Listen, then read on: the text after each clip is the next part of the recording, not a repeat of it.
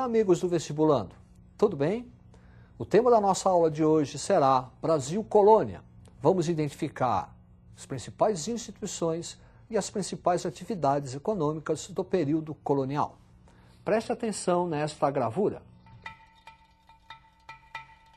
A gravura retrata aspectos da vida cotidiana durante o período colonial.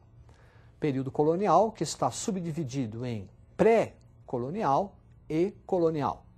Pré-colonial, 1500, 1530, caracterizado pela atividade da extração do pau-brasil e o regime de feitorias. Observe este mapa. O mapa assinala em pontos amarelos as principais feitorias portuguesas aqui no Brasil para a extração do pau-brasil. Essa atividade econômica era exercida pelos índios, portanto os índios iam até a mata, retiravam a madeira pau-brasil, que tinha uma importância para a Europa, retirava-se desta madeira uma substância, uma tinta corante, que seria utilizado para tingir tecidos. E feitoria é um entreposto comercial. Algumas vezes, ao longo do ano, embarcações portuguesas chegavam no litoral, retiravam a madeira e colocavam no interior da feitoria bugigangas, presentes para os índios. Isso se chama escampo. A partir de 1530, com a chamada expedição de Martim Afonso de Souza, inicia-se o período colonial. E esse período colonial é caracterizado pela instituição das capitanias hereditárias. É a divisão do Brasil em 14 longos lotes de terra entregues aos donatários, capitães donatários. Para você visualizar o que estamos falando, preste atenção neste mapa. Aí estão as 14 capitanias hereditárias, faixas territoriais, que seriam administradas pelos capitães donatários. O regime das donatárias foi regido por dois documentos. Carta de doação, documento onde o rei transfere ao donatário a posse da capitania, e a carta de foral, que é um documento onde se estabelece os direitos e os deveres dos donatários na capitania. De maneira geral, o regime de capitanias hereditárias tendeu ao fracasso, excetuando duas, Pernambuco ao norte, São Vicente ao sul. As duas prosperaram em virtude do cultivo e o desenvolvimento da cana-de-açúcar. As demais tenderam ao fracasso. Falta de recurso dos donatários, ataque de índios. Para que o sistema de colonização e povoamento da terra não fosse atrapalhado, o Estado português vai criar o governo geral. O governo geral é uma centralização político-administrativa que Portugal realiza na colônia. O primeiro governador-geral, Tomé de Souza, que vai fundar a primeira cidade e primeira capital do Brasil, a cidade de Salvador. Foi durante o governo de Tomé de Souza que os jesuítas iniciaram a catequização dos índios, com a instalação do primeiro bispado no Brasil, também na cidade de Salvador. Duarte da Costa, nosso segundo governador-geral, o seu governo teve uma série de complicações, atrito dos colonos com os índios e a invasão francesa no Rio de Janeiro. O terceiro governador-geral, Mendes Sá. Com Mendes Sá, houve a expulsão dos franceses e a fundação daquela que será a segunda cidade e também segunda capital do Brasil, a cidade de São Sebastião, do Rio de Janeiro. Para reforçar o que estamos falando, preste atenção neste quadro. Administração colonial, as capitanias hereditárias, o governo geral e as câmaras municipais. As câmaras municipais refletem o chamado poder local. É onde os grandes proprietários de terra decidiam, tomavam as principais decisões políticas.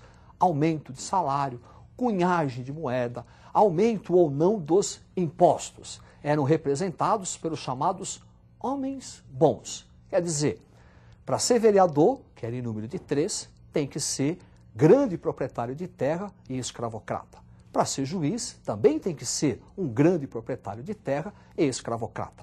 Isso era chamado de homens bons. Ao longo do período colonial, nós vamos ter uma série de conflitos entre a Câmara Municipal, que lutava pelos interesses locais do colono, e as instituições metropolitanas, o governo geral, o Conselho Ultramarino, que representava as decisões do Estado metropolitano.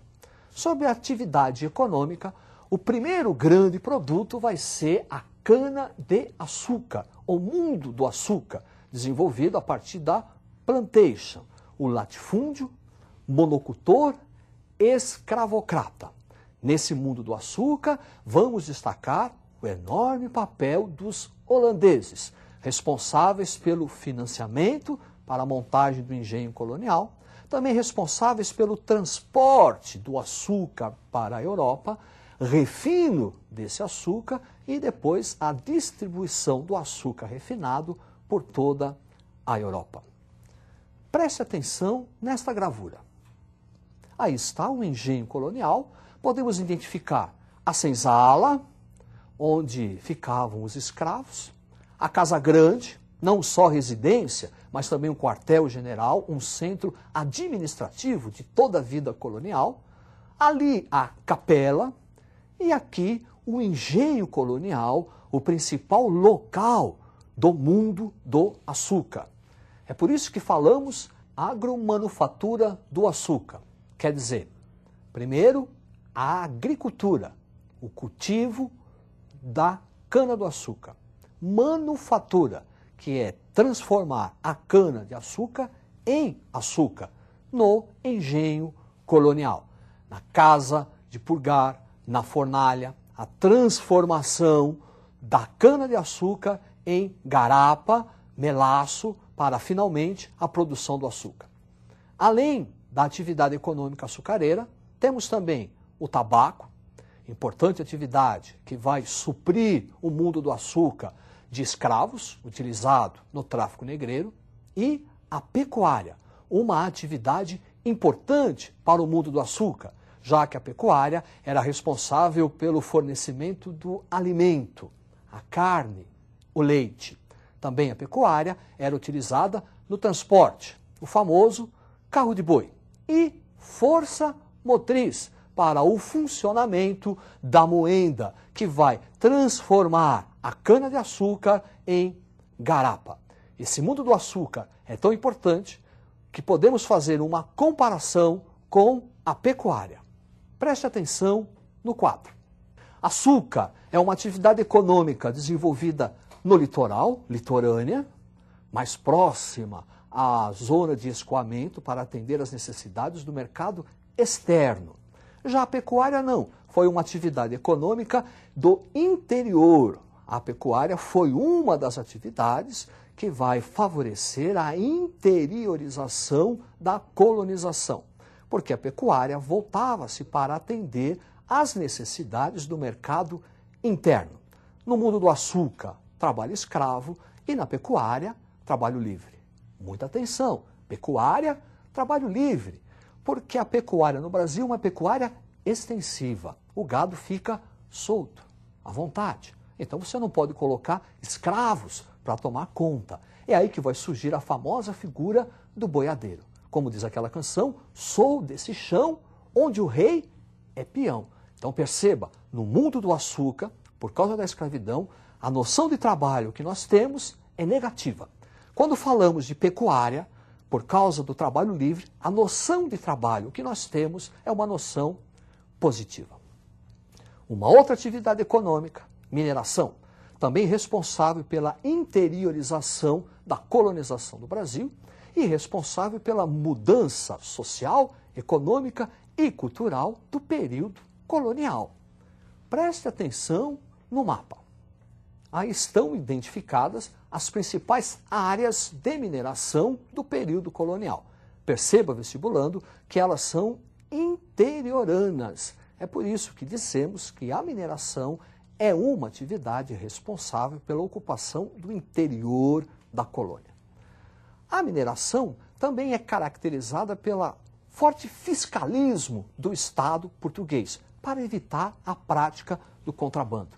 O quinto, a criação das casas de fundição, a famosa derrama, são exemplos desse fiscalismo do Estado português. Mas a grande consequência da mineração para o período colonial foi o crescimento populacional em larga escala e o desenvolvimento das cidades, o urbanismo. Desse desenvolvimento, nós vamos ter a formação do mercado interno, desenvolvimento de atividades econômicas que vão favorecer a circulação da moeda, tráfico de escravos da decadente zona canavieira do Nordeste para a região Centro-Sul e também um mercado da pecuária, abastecimento de gado leiteiro e gado do corte do Sul em direção à região das Minas. Preste atenção nesse quadro. Aí está mineração, crescimento populacional, desenvolvimento do mercado interno, por conta do desenvolvimento de cidades, urbanismo, interiorização, desenvolvimento artístico e ideias de emancipação. Desenvolvimento artístico. Durante o período da mineração, o Brasil recriou um estilo barroco, muito bem retratado na figura de Antônio Francisco Lisboa, o nosso Aleijadinho.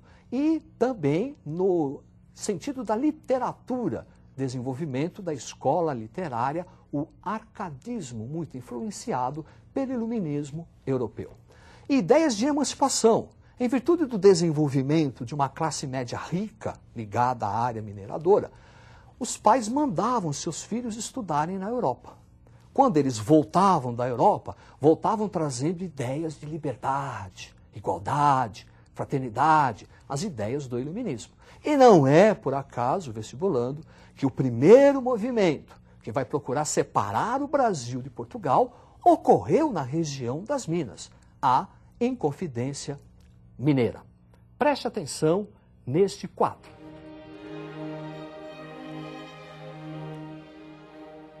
Aí está retratado a figura, um dos principais líderes do movimento da Inconfidência Mineira, que tentou libertar o Brasil de Portugal. É isso aí, até a próxima, estudem.